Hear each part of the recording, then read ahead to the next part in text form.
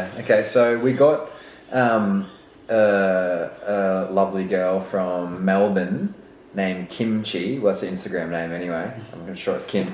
But she sent us in. She's doing our online program, and she's up to week 4 or 5.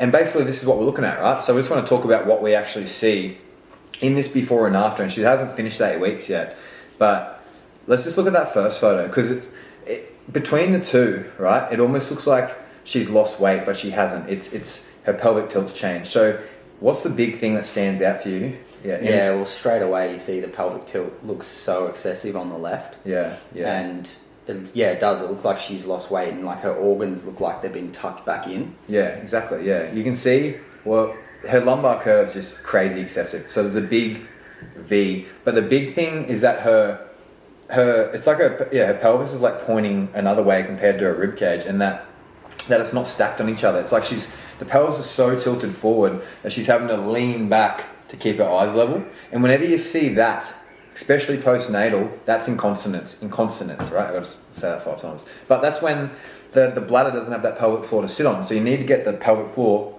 underneath the rib cage. And that's huge, because you can see girls that have that descension of the abdominal wall, that stretches the abdominal wall, so all the organs are pushing it, and it will separate the stomach if they were postnatal. But basically it's stretching it, and all the organs are forcing forward. So I know a lot of people don't even see it like that, but that's massive. And you can see that all that's really happened and made it look like she's lost weight is she had to release mainly her hip flexors and then strengthen her glutes and her hamstrings to really pull that pelvis back down from a length tension perspective.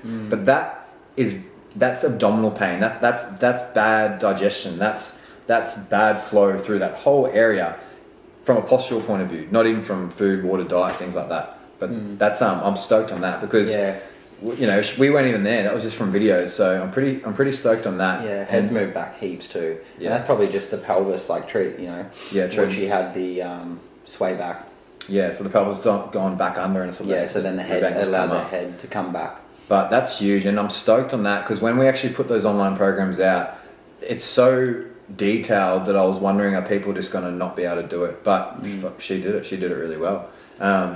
So yeah, stoked.